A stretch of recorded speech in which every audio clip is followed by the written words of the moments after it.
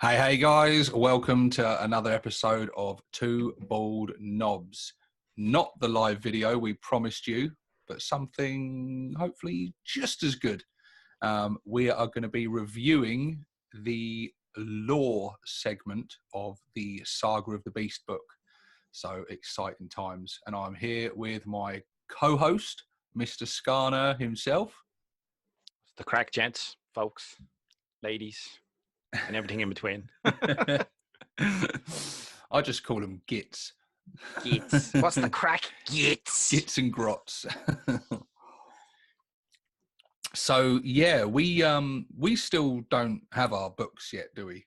No physical copies because of the lorgies, the madness. Yeah, so chaotic time. We haven't got our unlike some of you lucky people out there who have got your Prophecy of the Wolf box. We're not jealous, honest.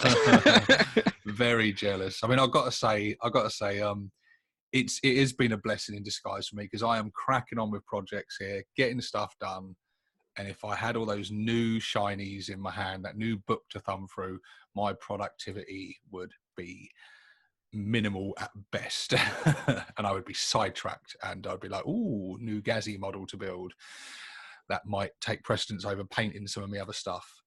So yeah, it's been a bit of a blessing in disguise, but yeah, I'm still jealous that everyone else has got it. And mostly because of the book. I wanted the book for this purpose because, yeah, we've obviously got our digital editions and I've been reading it off my phone, which is shit. I'm like that myself. It's like there's something to having of the physical book in front of you to just be able to sit there with a cup of tea and just flick through it. Like, massively. Digital versions, I suppose, like if you're reading a PDF on a computer screen or whatever, it's like, it's passable. But phones, I just can't because if you're trying to look at the whole page, for me, you have to shrink it down to where you can barely read anything. And then you're trying to, You're constantly doing this. Scrolling up, scrolling, pinching, expanding, scrolling, and it's crap. But this is the dedication we go through for you guys. You know, we didn't want to wait till we got the physical book in our hand to bring you our review. And it's and also we've decided to do it like this, guys. We're gonna split this. So we've decided to come at you first with this, just to review the lore section of the book. So we want to talk about like the stories and things in the book, and just the lore of where the story's going and what we think of it. And then in our next episode, we might as well plug it now. We were going to plug it at the end, but we're going to plug it now. On the next episode on Mr. Skarner's channel, Plastic Crack Gaming, we're going to be going over all the rules. So the really important stuff that I'm sure a lot of you are very interested in. And we are going to bring you the review. You've seen all the other reviews from them bigger channels that got their copies early. So you've seen the rest. They probably don't play orcs. They probably don't even play orcs. Come to the best, because this is going to be the only review on YouTube that really matters. And we're going to cover it extensively. There you go. I've said it. Yeah, so we're gonna come. We thought we'd split it down like this because the last time we did a review like this on Bald Knobs, we did the 8th edition Codex review, and some of you may remember. Still traumatized. It was over 3.5 hours long. It was extensive. Yeah, it was. Whew, that was a slog. So we wanted to break it down. So we thought if we cover the lore first, and then we'll come at you on the next episode with the rules, and we're going to cover everything. Then we're going to go over all the psychic powers, the subcultures, the new data sheets, stratagems, custom jobs. There's a lot of stuff in there, and we're going to cover it, all of it. We're going to go through it page by page, share our thoughts on it, and bring you the review. And yeah, it should be a good one. I'm looking forward to that. When are we going to do that, buddy? I don't know. When do I have a day off next? Because some of us are, still have to work.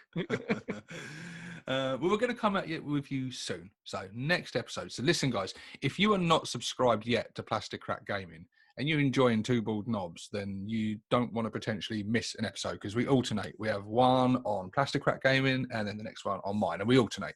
So you got to get over there. And listen, man, I'm just going to do my bit now, because you are so close now. You are so don't tell them. So don't tell them. Fucking close to 1K. Try to be a sneaky here and get away with it. And No. You got to be more like a bad man and show off, gloat. So yeah, it's so close. And guys, 1K subs, like, it doesn't just bring monetization, it brings a whole host of other things. It brings community section to your channel, so you can put up posts and things, and it brings a whole host of options and things that can expand your channel and stuff. And so it does wonders for the channel, it really does. So it'd be good to get Mr. Skarner there. And look, it's not, I'm not doing this out of the goodness of my heart, because it benefits me as well, because I appear on the channel all the time. So it helps me grow as well. So it's all self-interest. People are like, well, what are you letting his ugly mug on for? It's like, you have to share the limelight. You know what I mean? You have to. And I'm not going to do a dread now and give away all the spoilers of what's coming up. But there's some good stuff coming up on the channel. And there's good stuff. We can't tell him anything anymore. It's like, we'll tell him lastminute.com. We have this super secret project. Shh, don't tell him. Don't tell him yet. Yeah, but there is good stuff coming up on the channel, and so it's going to be good if you are subscribed on it now and you are ready for these top secret super projects and videos and things coming up in the future. But yeah, we've waffled on long enough, we've plugged long enough. Let's get into this review and the lore. And before we get into it, did you want to do a little rundown, a recap of where we were going before we got to Saga of the Beast? Like, we've a few bits from the... I was waiting for you to say Codex. No. Codex. Like, no, it's grand. Well, yeah, it's not... I was just thinking, like, we might want to put a little bit of context on where Ghazghkull's been for, like, newer players, because I've noticed with the release of the Psychic Awakening book and the new Ghazgkull model, there's quite a lot of new people who've come to Orcs who probably don't know much about the Orcs in general. So yeah, I thought a quick recap of Ghazgkull. So yeah, we've known that he's had the second and the third war of Armageddon. So he's invaded Armageddon twice. The first invasion of Armageddon was by Chaos, by the way, just in case that's in a pub quiz at any point, get ahead of the game. I would love to be in a pub quiz that had them sort of questions. 40k pub quiz. It has to happen, so it has to, we'll do something. So yeah, he was in the second war of Armageddon, and then he got driven off. That's where the whole, Ghazgkull versus Yarrick thing comes from. After that, he comes back like 50 years later. He invades again, and then he pretty much gets bored and heads off into the void, pretty much, and gets chased down by Grand Marshal Helbricht and Yarrick. So there's a few like Space Marine characters or Imperial characters, whatever. Nobody cares about them. There's a few Imperial characters. They're all Umis. Yeah, they're all Umis, thinking Umis. So they're all sort of chasing them down. And as far as we're aware, like in the Codex, it's like, oh, where's Ghazgkull? There's like multiple sightings of him, and the whole the lore is a bit mad. We have the Cicatrix Maledictum, as the Umis call it, or Gork's Grin, which is a lot easier to proper say. Name. It's proper name, Gork's Grin. So you have Gork's Grin going on. So we have orcs, going in and out of like warp rifts like there's no tomorrow. So it's brilliant. This lore-wise, this is probably the best time for orcs, because there's just fighting everywhere. Amen to that. Amen to that. Exactly. And yeah, he's definitely so yeah, that's kind of where we got up to pre this book, isn't it? Pretty much, yeah. And then so yeah, now it's yeah. And yeah, it is like, I agree with you. It's the best time for orcs. It's cool. And I think straight off the bat, I think with this book, one thing I get from it that I did not get from the last book. The last book. Vigilus Defiance. Oh, that name is not allowed. Yeah, don't be traumatizing was the a listeners. fairly that was a fairly insulting book to orcs. Really, they became very quickly a sideline attraction, an annoyance, a niggle in the side of the defenders of Vigilus, and it was pretty poor. They were just there mucking about, basically fighting amongst themselves. Fighting here and there. They were just one of the Me Too factions that we're here too. We're getting up to mischief, but don't worry too much about us because chaos. Yeah, there was too much going on. That's what the problem was. It was very contained in one sort of system and stuff, and pretty much one planet. And it was weak. It was weak stuff, and we were very quickly faded out. This book, I get the real vibe that we're a massive threat. Like a huge threat. That's one thing this book does really well, is it sells us as, listen, if you underestimate this, it's at all of our peril. We are doomed, like completely. There is going to be, there's going to be no comeback from this. At our expense, do we underestimate the threat of the orcs and Ghazghkull himself and the threat he possesses, that the one figure that can unite this fractured race and really bring it to its full strength and spell doom for, well, not just the Imperium, but bloody anyone that isn't green. But I want to read, because straight away, so if we might as well start with the very first page of this book. And I just want to read the quote out in here. So literally the first page you open up starts with this quote. And I'm going to read it out and try and put on my narrator voice here. I can't do a Voldemort, so I know I've got the head for it, but I don't have the voice for it. We both do. So, if there is one thing, I won't read it all like that. I won't be able to maintain that. If there is one thing you learn of Ghazghkull Mag Uruk Thraka, make it this: he is no ordinary orc. Among a See, this is why I can never do lore videos, man. Among a relentless and savage Xenos species, mankind has underestimated on battlefield after battlefield. This abomination stands out. The depths of his brutality and his infernal cunning exceed that of any other greenskin encountered in millennia. The murderous carnage inflicted by his endless hordes draws billions more of his kind irresistibly to him. He is a virus that grows exponentially, gorging on violence, mayhem, and suffering. Worst of all is that he knows his potential and he strives to fulfill it. If he is successful, Ghazghkull will drown the galaxy in an ocean of green death, even as he roars his praise to his false, blasphemous deities. This must be destroyed. This filth must be purged. His foul presence cannot and will not be tolerated in the Emperor's realm. All must take up the sword to spill out his life force once and for all.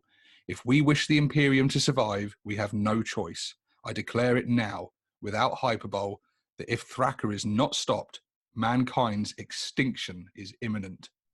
The beast of Armageddon must be given no quarter. Wherever he dares tread, I will follow.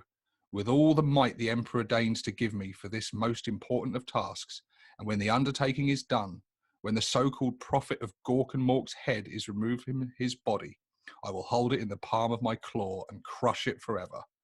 Commissar Sebastian Yarrick, from On the True Absolute Peril of Ghazghkull Mag Uruk Thraka. He bleeding wishes, I'm telling you. yeah. Fair play, Yarrick. You are one cool dude, and you do have Ghazghkull's respect, I think, and the respect of most orcs. But yeah, it's not going to happen, mate.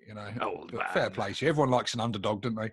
But yeah, I just think I want to say straight away, fantastic opening to the book. I think straight away from that first page, I read that and it filled me with confidence. Like, I like this, and he's giving the orcs a lot more respect than GW themselves have for a long time. It sets the tone. I think it gives off the right sort of tone. You know what I mean? Definitely. That and we're not just like the clowns of 40k. Because, boy Christ, that happens quite a lot of the time. Yeah, well, orcs do have a lot of comedy and stuff, don't they? They have a lot of comedy going through and But stuff. it's But dark. It's it's yeah, dark it's comedy. You know what I mean? mm-hmm, They laugh at each other. yeah. Sort of. You shoot a rocket launcher at your mates and blow his truck up, and you all laugh at him. You know what I mean? Which we do get a bit of in this book. Actually, we do get some mentions of that, which we'll get into in a bit. Actually, there's some cool little nods to stuff like that about how they like to take the pot shots at each other, and that was one of the bits in here I liked reading actually. But which brings us on to, well, gosh, you bear with me, guys. I wish I had the book in front of me. I really do. Yeah, it's not the same. But yes, we're on to, we come through the introduction and stuff, and it talks about how the threat of Gork's Grin has invigorated all the orcs and everything, and talking about how Ghazghkull has basically,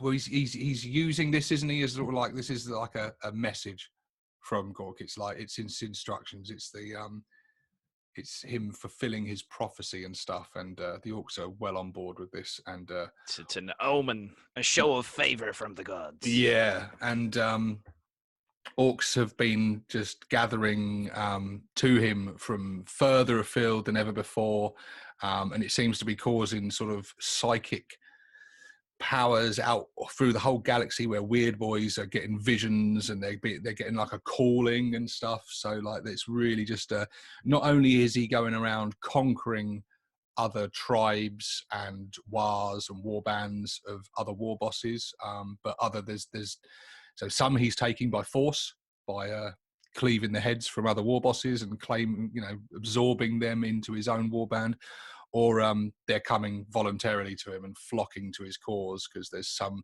whether knowingly or not, I think some of the orcs just know that there's something fucking good going on and they want to be a part of it. But yeah, it's where's the best fight, boss? And they all want to slice of that pie, man. They all do. And it kind of goes on from the Space Wolf perspective. It's they've been getting visions as well, haven't they? Yeah, the wolf priests getting visions of what is it, a Sleepless green nights pyre or something? Yeah, yeah. Where ambers are being drawn into it. So basically, it's like Ghazghkull's this massive blaze in the warp in their minds, in their vision, and they can see all the orcs are getting drawn. Yeah. Basically, like a load of Space Marine Primaris psychers are waking up, screaming, and having some nightmare that they're like Gazzy's bitch. Basically, they're like screaming, waking up, grabbing their bloody wolf teddy bear, squeezing it tight, like screaming, like he's coming to get us. Waking up on their jolly days. Did I leave the oven on? That was told my mama. I think that sort of defines it, like. And yeah, so they from the Space Wolf side of it, the general gist of it is that they kind of know that they don't have the numbers and the chancery, and they're already devastated. They've suffered. It talks in the lore a little bit about how they've already suffered horrendous losses and casualties and things, and they've been under heavy attack from like Magnus and the Thousand Suns, because they've always got that feud going on. And they've suffered like horrendous losses and things because of that, and they are currently there are companies and things spread out over the galaxy fighting Chaos and Abaddon, and trying to conceal all that, and so it's war on all fronts everywhere, and so they are stretched thin. They lost a bit in the defense of Cadia as well, so they went from defending Fenris to helping to defend Cadia, and like so. They've been pretty badly mauled, but they're still going. They're still going. God bless them, for now at least. And they are basically, they kind of know that they can't really stand up to Gazzy's full war and sort of try and take that on head on. So it seems that the direction of the book is that they are attacking the various clans and tribes that are currently sort of flocking in towards to join this war, and they're trying to sort of stem the flow, the increase, and kind of just, I don't know, stop it getting any worse, really. So they're I think the gist of it is like they can't stop everything, but they're trying to cut some was off from joining up with Ghazghkull, that'll be a massive threat. So the book sort of lays it out that they're being very selective about where they focus their forces and what reinforcements they get, who they were able to call upon for aid. Like, I remember there's like some Space Marine chapters, but they're all beakies anyway. Whatever, it's just more to kill. You know yourself. There Names. is. I don't remember, guys. I don't remember. There's a load of different chapters mentioned, lesser chapters and stuff that are there joining in. Yeah. more beakies to kill. That's grand. Yeah. You get a cool bit of the cool map of the greenskin threat through the Segmentum Obscurus. Gotta find some of these words hard to read. Showing the Cicatrix Maledictum, Gork's Grin, and showing the Wars everywhere, and they are fucking everywhere, like just everywhere. Wow, Wazdaka, for example, is dangerously close to Terra and Mars. Dangerously close. But yeah, it shows all the various wars going on. War Nazdreg up there. Mm-hmm. Good stuff. But this is what I find funny is they still use, they still reference like Nazdreg and Kruldake, and then when we see paints, there's like some of the contrast, yellow, Nazdreg yellow and whatever else. So, for players who've been around a long time and there's missing those special characters, I think there's potentially still hope for them. Because they're still holding on to the names. You know what I mean? They're still intentionally putting the names into context like this. So you can always hold on to hope. Always hold on There's still hope. Space in the future for something. It shows in here as well that the potential Ghazghkull Thraka sightings. It's got him around various bits. He's appearing near sort of other wars and things a lot. And so I think it's sort of showing that he's popping up in places, taking over these wars or gaining their allegiance and things. And he's causing trouble wherever he goes. But no, they either join voluntarily or he lops the head off and take your toys anyway. And it also shows in there the Evil Sun's speed mob jump sites and how they are nipping around the galaxy and teleporting across the galaxy basically, and that's not even Wazdaka. That's another Evil Sun's that's flipping all around. Started off through the Ghoul Stars and Ultima Segmentum, and so they are nipping all over the place. And I think they get a mention in a little while in one of these stories. Of which the first one few stories are cool is can you pronounce this? Which? The first story, Revenge for Kibal? Kibal or something? Kibal? Cibhal? Kibal? That one. Revenge for Kibal. Whatever. And we're talking here. This goes into what one is this? This is, what does this one?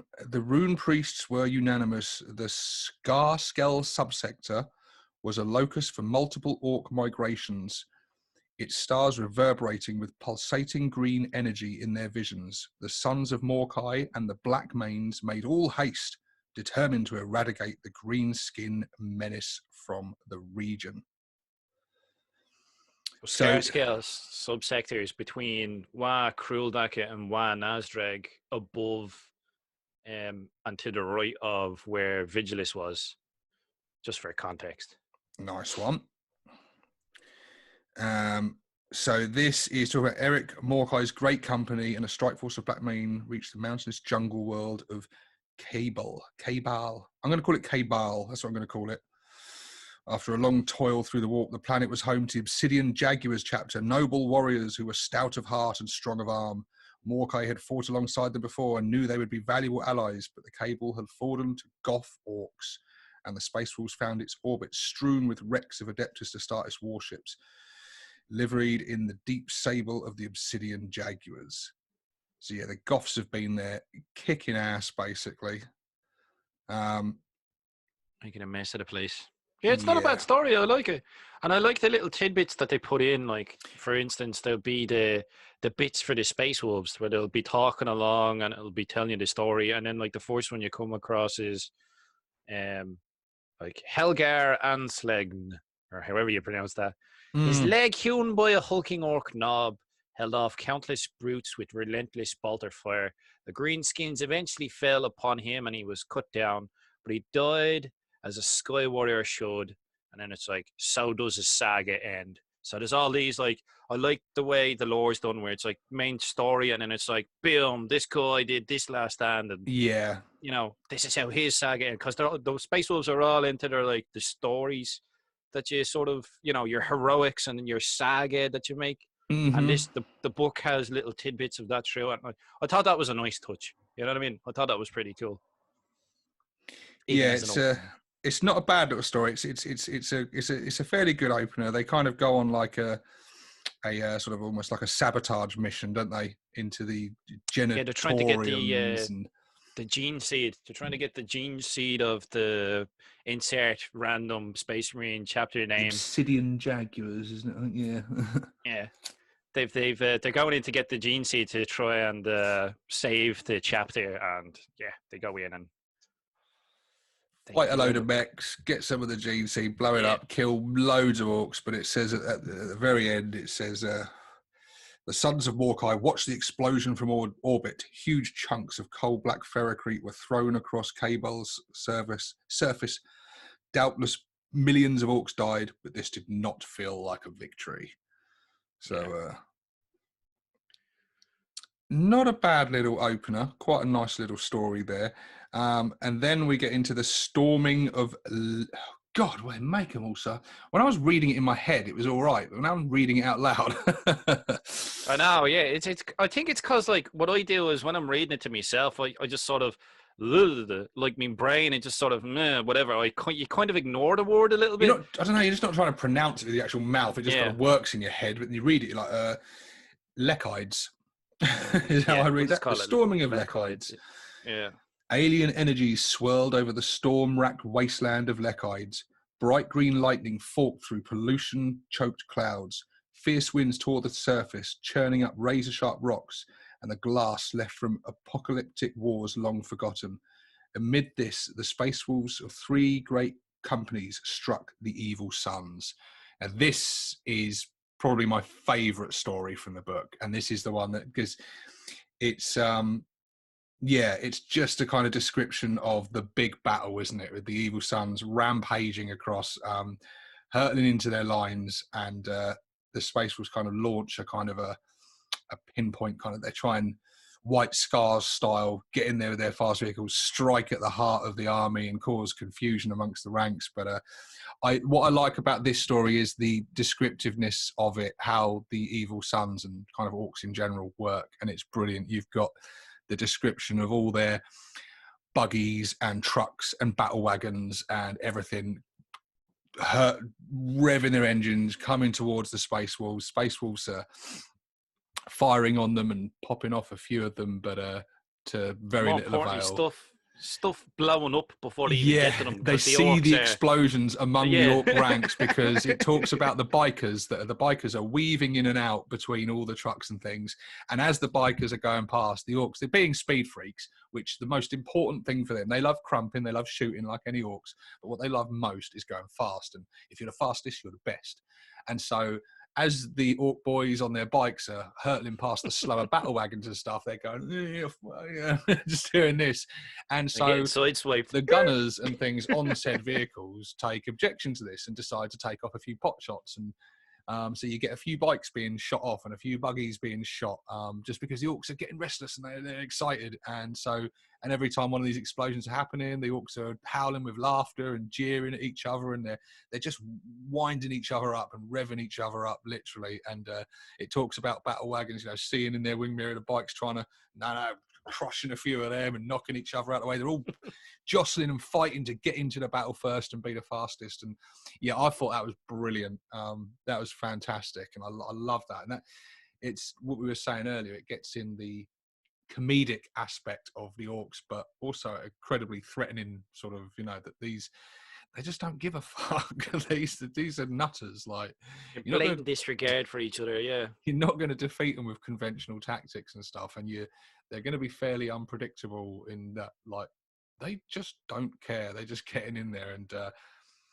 And I love there's this story as well. When I was reading it, I was instantly started thinking, and this is what the best stories and things should do, is get you thinking about ideas for your own army and ideas for games and things. And it talks about at the head of this evil sun's force is a great battle fortress that it says in there may have once been a Baneblade, but they're not sure because it's been built up and, you know, stacked on and compacted with other stuff, and you can't tell what it once was. But it is there are Wa energies spilling out of this thing. It's affecting all the rune priests and stuff massively, very strongly actually, as they get close to this thing. And as it comes closer, they see that across this thing, as well as loads of guns firing out and everything, there are weird boys chained to it, gibbering incoherently, just pulsating and spewing out raw Wa energy. And yeah, it's awesome, and they're just spilling out, and you've got rune priests' heads exploding and stuff as they're hit with this Wa energy. Yeah. And just as they're getting into sort of the strike range to try and take this thing out, a massive green pulsating sort of green glow erupts, and the whole army's gone and just vanished, and they've teleported somewhere across the galaxy. And yeah, it's very cool. It shows the increase in psychic powers and stuff that's going on. The Gork's grin is definitely having an effect, or something's having an effect on the orcs, and their powers are ridiculous and almost impossible. Yeah. And yeah, so literally an entire army has just a large army has just literally disappeared and reappeared, God knows where, and gone. And the Space Wolves have been denied their chance to blunt this thing. So evil suns are a big threat, and yeah. Whether they're it was interesting. Yeah, it was interesting in the story because it's like it goes on to describe how the Space Wolves, they're kind of like a spear thrust into this like massive Wa. So they're spear, it's like a spear thrust where they attack you in, they're smashing into the orcs, and then they're trying to cut their way to this big, massive, this battle fortress, skull hammer, with all the weird boys on it.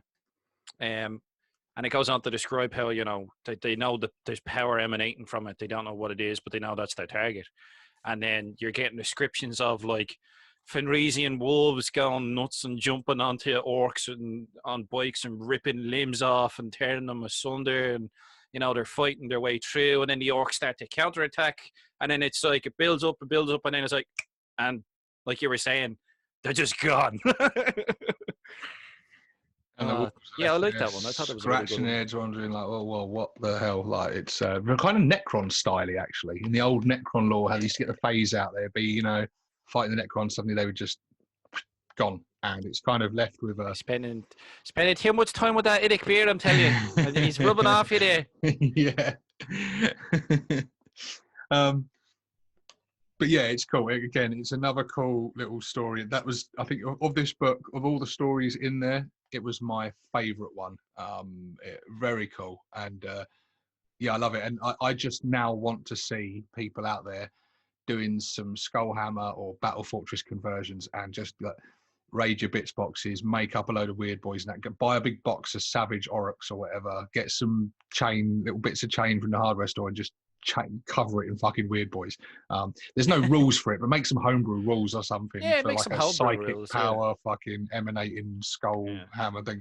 Like, it'd be cool to play out that mission on like an apocalypse scale, a big speed freak Wa with like, yeah, that would be badass.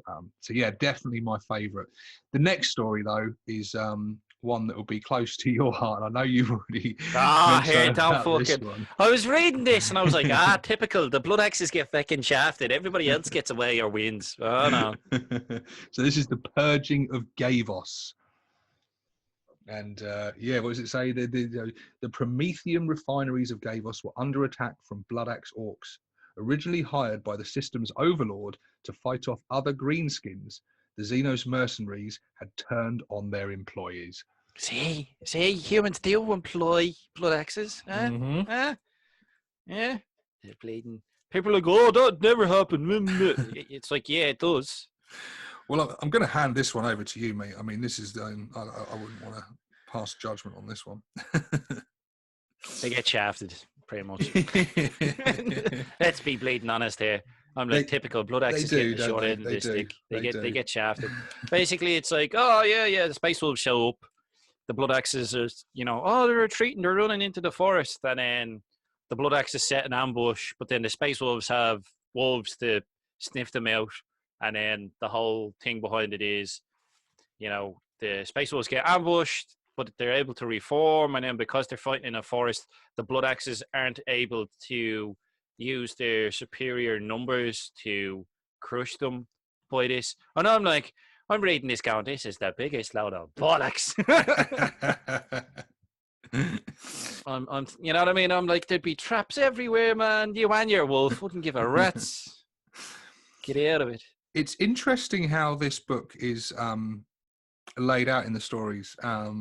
In that, about 2 stories in, I'm like, I can see what they're doing with this. They're literally split each story into the different clans. Different clan. Yeah. And so GW is still very much going in this direction of differentiating between the different clans, and that is definitely much more so than they've ever done in the past. In years past, it was the traditional army was very much a war is a gathering of all orcs, and there will be most wars. There was exclusive clan wars and things, but most of them would be very much a gathering of all. You would have Death Skulls and Blood Axes and Bad Moons all intermingling and mixing up, but they very much in this recent lore and stuff, they do divide them very much more. Not that they are separate factions as such, but they do kind of, they're very much, there's like a Blood Axe, clan over here, and there's a Bad Moon clan over here doing their thing and stuff, and they are all gathering towards Ghazi. Towards Ghadguard, I was about to say that's the context it's set in. Is sort of they're trying to deal with these separate elements before they congress together, like before they gather together and become something unstoppable. So, they are individual and clan specific, each of the ones that they're dealing with, it's only because they haven't coalesced into a critical mass, because it's actually like super rare in the lore context for a WA to be just one clan, because as it gets bigger, by the nature of it, it'll fold clans that they've beaten into them. Mm-hmm. So as you rampage across the galaxy, I'm a goth, but I beat these Bad Moons. It's like, well, what's left of them will join up because they want a good fight. Like, you know what I mean? That's how it works. Yeah, and then they may sort of go their separate ways if the war kind of dies down or fizzles out or is defeated or crushed and things. And then their differences will once again, they unite under a common enemy, don't they? And then once, if they start getting a bit bored around the camp, the Goths are getting a bit pissed off with the Bad Moons showing off with all their flashy gear, and everyone's getting annoyed with the Death Skulls because they're sick of having all their best shit looted. And it's just and they don't like the Blood Axes because they're too much like the subdivisions still come up when the head of the snake is cut off. When there isn't a war boss to kick T in and keep them in order.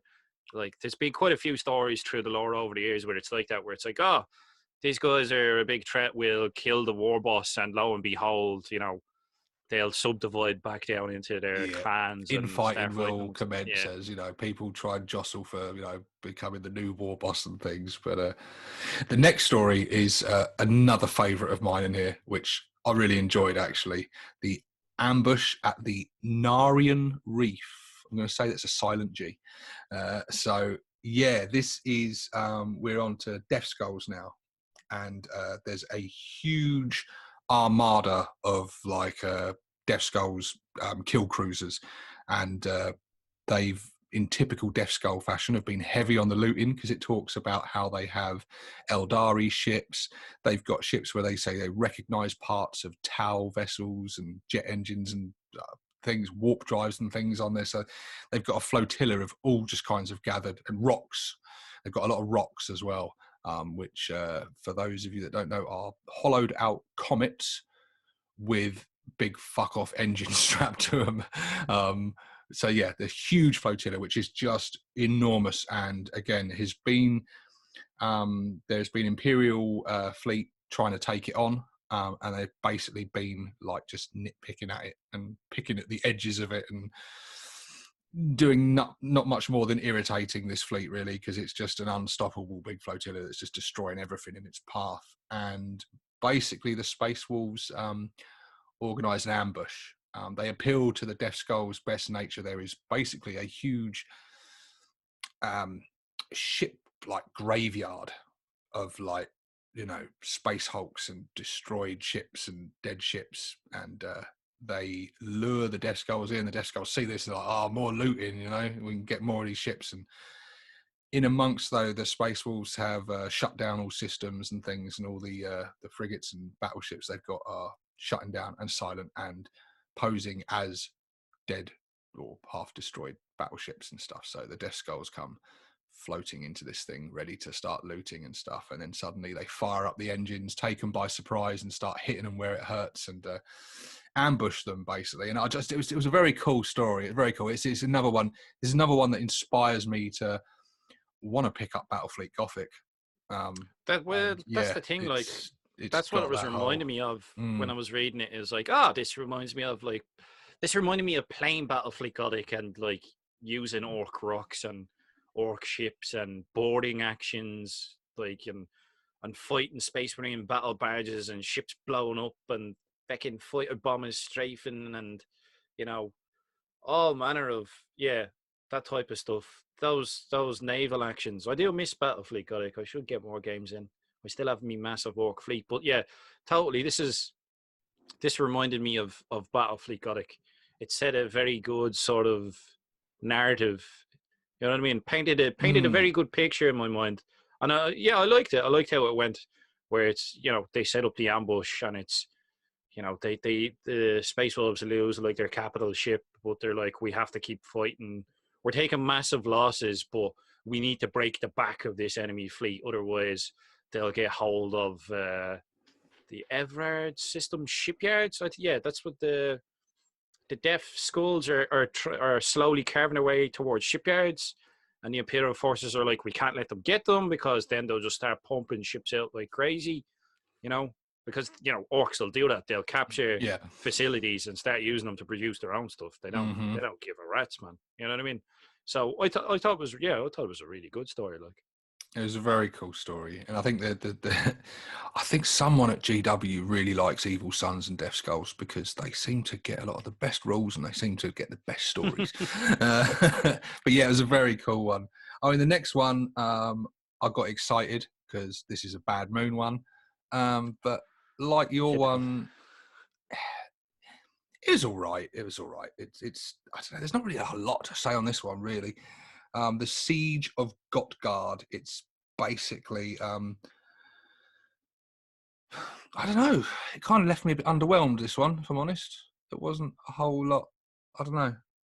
It's all shades of all right. It's okay. I was just rereading it then while you were chatting, because I was trying to remind myself, because it's forgettable. Each of these, it's sort of, you'll read the title and then you'll read a bit more and you're like, oh yeah, this is that one. You know what I mean? It'll get to a certain point where it's like, oh, this is the fortress one, or this is the space battle one, or this is the ambush one with the blood axe. You know what I mean? And this is just, you know, the Space Wolves are there. They're defending against the Bad Moons, which they've been there for a while, destroying and kicking ass and everything. And it goes into some cool little talks about the battles and stuff, about it says like one bit. Rushing straight into the fray from their gunships, the champions of Fenris were rapidly enveloped in a brutal melee, far more deadly than that at the Bastion.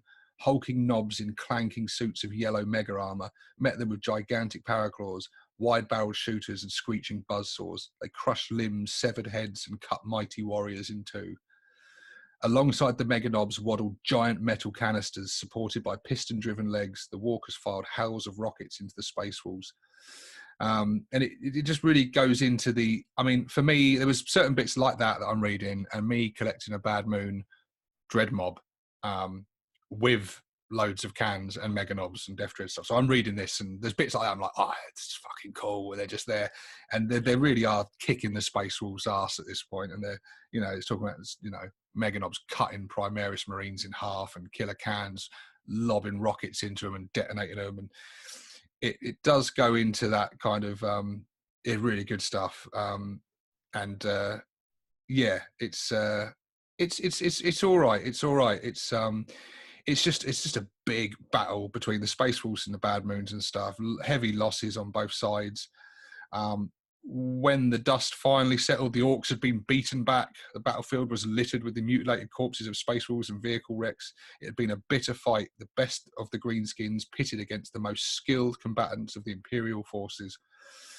But then they realise that actually somewhere else that the Bad Moons have had breached the glacis of steel, demolished the Hecatrice Cronework, stormed the crucial Iok Bastion line, and overrun the 11th Gortride.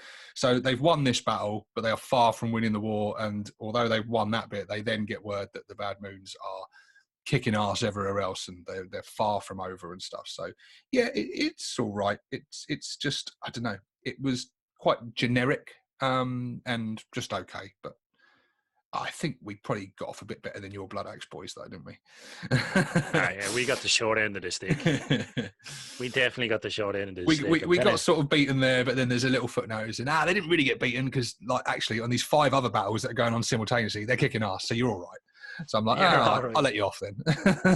Yeah, but most of the stories, like, so far, it's just there's attrition on both sides. It's not like, oh, you know, because I hate those stories where it's like, oh, and the Space Marines appear and win the day, yay! You know what I mean? Well, you know, when you're reading stories and it's like, well, they won, but by Christ, it cost them an awful lot. You know what I mean? I don't mind them, because then, you know, there was a good fight. You know what I mean? The boys got stuck in, and then, you know, Orcs is happy then. You know what I mean? If we win, we win. If we lose, we died fighting. And if we run away, you know, we come back and fight another day. So, like I said, orcs in the lore are absolutely loving it at the moment. Absolutely loving it. Having a great laugh. What's the last one then? The cleansing of Bracatus? That's what I would have said. I was waiting for you to pronounce it. It's like, I'll let him make a balls of it. And this one, this one's concerning the snake bites, and it says the Gloomtide cluster is bathed in perpetual night, its planets tidally locked to weak stars obscured by dense dust clouds. Drawn to these vulnerable worlds by the promise of flesh, hordes of bloodthirsty snake-bite orcs descended upon them, herding their peoples into slaughterhouses and befouling their cities and resources. And yeah, this one goes quite nice when they talk about trying to retake the Hydrofactorum, of which the snakebites have taken over. And I love there's some nice little fleshing out sort of the lore and stuff of the snakebites and that. And it talks about like the squiglites. I don't know if that's what they're called, but they've got and it talks about how the Space Wolves are trying to sort of get in almost like a stealthy, again, sabotage sort of mission, but they're very quickly found out because they've got sniffer squigs everywhere, and the snake bites are quite quick to catch on to the fact that the Space Wolves are in there causing trouble. But they see like the squigs mounted on the wall at regular intervals, and they're shining a sort of a light from them. So they've got like light bulb squigs, basically, which is very cool. And yeah, it's a fairly simple story, but I think it just I like the the scene setting in this one, and I like also that it goes into how there's a lot of grots fighting, and the Space Wolves are, and so again it stinks into how snake bites breed the best grots, the most aggressive grots, and they are being like swamped by grots and pinned down and hacking them apart fairly easily and stuff, but they're just tied up with all these grots. And then eventually, once they've sort of hacked their way through most of the grots, the runt herd and pain boys jump in and start attacking them with grot prods and things. So yeah, it's quite cool. I like when it sort of delves into the different units and stuff that we've got and gives them some time in the spotlight to shine and stuff, because it's always easy to go with like the knobs and the war bosses and the big things and stuff, but it's cool that you get that actually, yeah, you get a bit of fluff and story of seeing these guys in action and stuff and fighting, and it's always good to have a bit of grot love. And yeah, it's I like the bit at the end as well. It took the Iron Priests and their subordinates several days to restore any kind of function to the Hydra Factorum. It would take weeks more to cleanse it of its Xenos taint. So yeah, it goes in there talking about the smell and stuff in there and the filth everywhere. Well, you'll have there's a specific note there, like it's like it would take weeks more to cleanse it of its Xenos taint, but the Space Wolves left this task to others. Yeah, that's true. Yes, yeah. To yeah. You know, just handing the guardsman them up. Yeah. They mate. Clean that lot. We kicked ass. You can you can sort out the janitor detail over there. Yeah. Orcs are not the most hygienic of races, and snake bites are probably the least hygienic of all orcs. And I can only imagine. And well, that's pretty much it. And then after that, the book goes into like Echoes of Awakening, which is basically just little snippets and recaps of the previous books throughout the Psychic Awakening.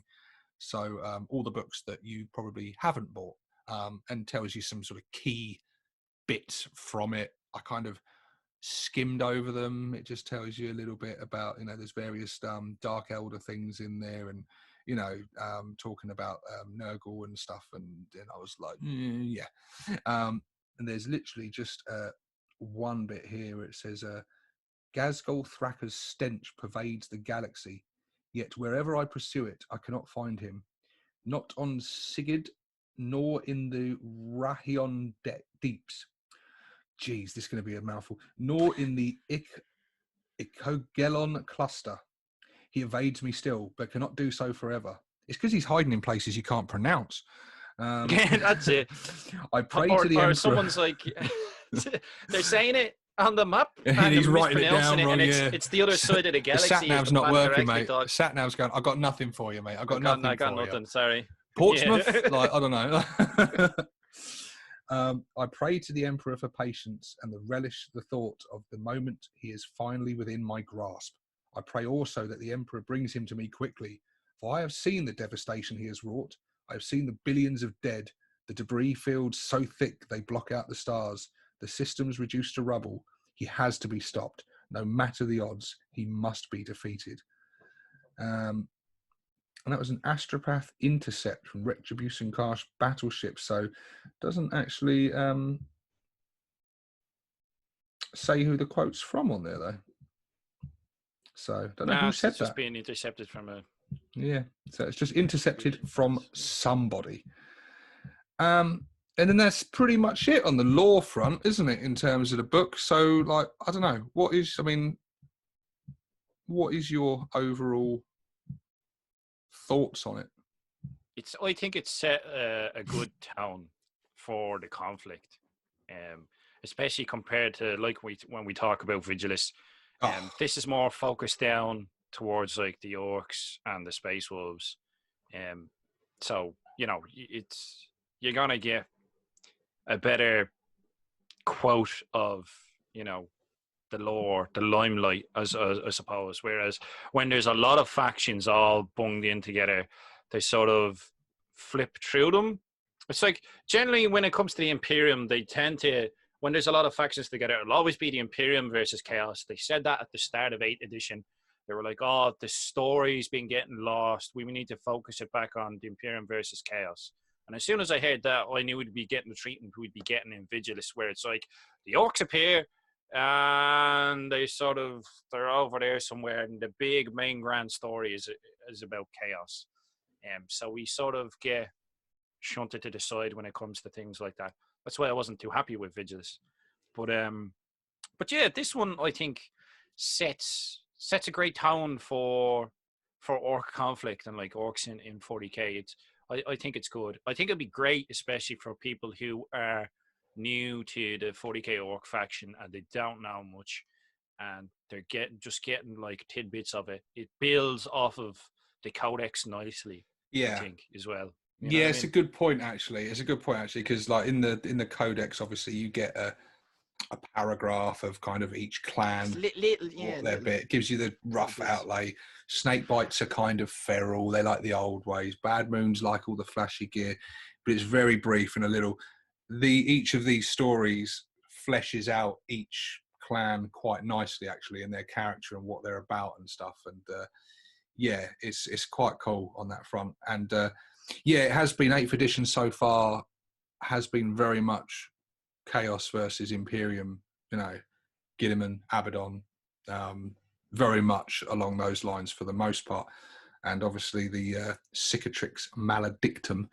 I preferred it when it's called Eye of Terror. But yeah, Gork's Grin. Gork's Grin has opened up, and that has given the orcs a fantastic way to expand. And even at the beginning of this book, where it talks about how chaos are spilling out of this thing, and they're attacking everyone, and orcs are attacked by chaos and stuff, and they're fighting chaos and that. And it says that the wisest of the orcs and the most sort of cunning orcs very quickly thought that actually, if we just let the chaos spill out of it, we can go in there, and like there's got to be good shit in there. And talks about how many of them went into it and were just never seen again, or they're other ones have gone in there and been spat out somewhere and just like taken planets and systems by complete surprise and stuff. And so it's kind of quite cool how it's kind of I think that might go some way to explaining why Ghazi's been popping up all over the place, almost like you just, you know, it's just a random teleport that will just take you where or Gork and Mork are guiding him, and you know, he's hurtling into this thing and spitting out all over the place, and it's causing rifts and anomalies all over the place. Yeah. And yeah, it's given the orcs a really cool way to sort of pose threats anywhere, really. It's giving you free reign in terms of, like, you know, even designing, you know, doing your own war and your own sort of fluff for your army now in the current timeline. You can explain pretty much them getting around anywhere. And yeah, I just think this book, like you say, I think it fleshes out and expands upon the lore of the Codex. We're very lucky, actually, that our book is just us and Space Wolves, because nearly all the other books have had at least 3 other factions in them and had to share the book sort of 3 ways, where we've had literally just, you know, us and the Space Wolves. It does mention, you know, Imperial Guard and Sisters of Battle and things in there a bit to an extent, but it is primarily just us versus Space Wolves. So we get to share the book 50-50 with the Wolves. And so, yeah, it's good. It's good that we're getting a bit of proper limelight here, in this book at least, you know.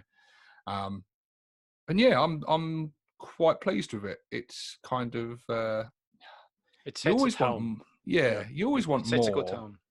And it doesn't. I think some people are maybe, with all the hype building up to it, Ragnar versus Ghazghkull.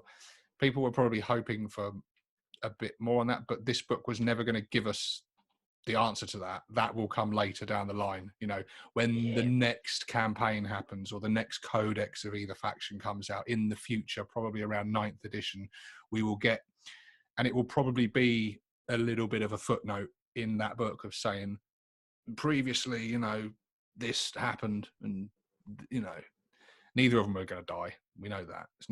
They're not going to kill off either of them. But see, that's the thing, though. You don't want the conclusion in the books, because it'll set the tone for you. Like, I was thinking how the lore... Because you've got to decide yourself, haven't you? On the table. Yeah, exactly. You've got to decide. Exactly. Yeah. You and your mate are going to... Your mate who plays Space Wolves and you who plays Orcs, yous are going to decide that story and play it out yourselves. But I was thinking even just in the lore in general, like, I feel like 40k used to be more linear. Like, there was a river of lore and it went in a certain direction sort of perpetually. And then it stopped at a certain point because they made a massive boo-boo, but whatever, we'll get into that in another video. That's a topic for a massive discussion. Yeah. But now I feel like sort of, instead of there being a river of narrative and lore, that's sort of, it's kind of like a lake. You know what I mean? Where it's, you can dip your toe in this part and you can dip your toe over here. And you know what I mean? It's not just one directional anymore. I think that's sort of, I feel like it's all being sort of spread out and into a larger sort of pick and choose, or, you know, we'll fight over here, we'll fight there. There's a bit of something going on for everyone. Mm-hmm. That's how I found the lore is going, and this sort of plays into that. A slight criticism I would lay at it, what I would have liked to have seen a little bit more of, is each of the stories in there are very large scale focused. They're very kind of, it's an account of events that happened from like a third party. It's like someone just chronicling what happened, and each story is very much like that. What I would have liked in there is just some additional like a little short story of a character from his perspective in some situation, like, and I think it could have done with a little bit more of that. Now I know we get a couple more stories in the special edition version of this book, which I do have pre-ordered, is on its way once all the madness out in the world stops. I finally get that book in my hands. When that happens, I will do like a comparison review with the two books and sort of let you know if is the extra money worth it. Spoiler, probably not. But yeah, it gets like 4 short stories in there, which I believe already appeared on the community site, from what I hear. So hopefully they will flesh it out a little bit more and just add some because little stories like that are quite cool as well. And it does feel much like the Vigilus book. The Vigilus book was very much like that as well, but God, just so much more bland and boring. Mate, there was so boring. Some parts of that I was like, Jay. I was like, really? I'm like, really? we won't go into a Vigilus We are fashion. trying really hard not to turn this into a Vigilus rant. I'm really trying hard. This is so much better. So yeah, generally, I give it a thumbs up. I think it's a cool book. The lore is good. It's okay. It does what it needs to do. It builds the orcs up nicely. It expands on the fluff and the lore of the various clans and the faction as a whole. The threat Ghazghkull presents is not actually mentioned as we don't really go into Ghazghkull a great deal in these stories. You would have thought there would have been, but I guess it's focusing on the conflict between the Space Wolves and the setting the tone so more. Yeah. It's obviously leaving a lot still to happen and things. But yeah, it's so I think ultimately for me it's a thumbs up. I think it's a good book, and I think anyone who loves orcs will get a lot out of this book in terms of the whole lot. I mean, we'll get into the juicy stuff next time, guys. We're going to really delve into those rules, and we're going to get into that. But yeah, we wanted to do this first, go into the lore section of that, and split this up into sort of a 2-part review. So in terms of the lore, it gets a thumbs up. It could have done a bit more maybe, but it's on the right line. Not 2 thumbs up. We'll give it like 1, but it's definitely like, especially for newer players, I think it's good. And even the established players, it's like you were saying, it fleshes some more bits out, and it sets a good tone. Yeah, I'd say the lore in this one's pretty good. There is, I should mention as well, I think Chapter Master Valrek just did a video on it today, actually, there is more lore in terms of Ragnar versus Ghazghkull in the new book, which I cannot for the life of me remember the name of right now, but there is a Black Library book that's coincided with this, which it goes into more detail and stuff, so could be a good read. I don't know, maybe that's something I might have to pick up actually and have a read of, because it could be quite interesting to read up on that and get a little bit more of the story there and the action that unfolds there. But yeah, so if you were hoping to really get into the meat and potatoes of what is going on between Ragnar and Gaz, I want to read more about that rather than these kind of other battles that are going on, then yeah, that book is probably the one to go for. I'm sorry that I can't remember what it's called, guys. But yeah, Chapter Master Valrex, I'll do it. Give him a plug. Not that he needs it, but he's got a video on it at the moment. Not that he needs it, you know. He'll be But telling you know, info. sure, why not? He doesn't need it. But yeah, so there we go, guys. That's our basic review of the lore section of Saga of the Beast. Join us next time when we will be delving deep into the rules and the stratagems and the psychic powers and all that stuff that you're itching to know. Because, like I said, you've seen the reviews from the other channels. You know, you're going to get the review from the proper orc channels. We're gonna give it the full beans treatment, guys. So you do not want to miss it.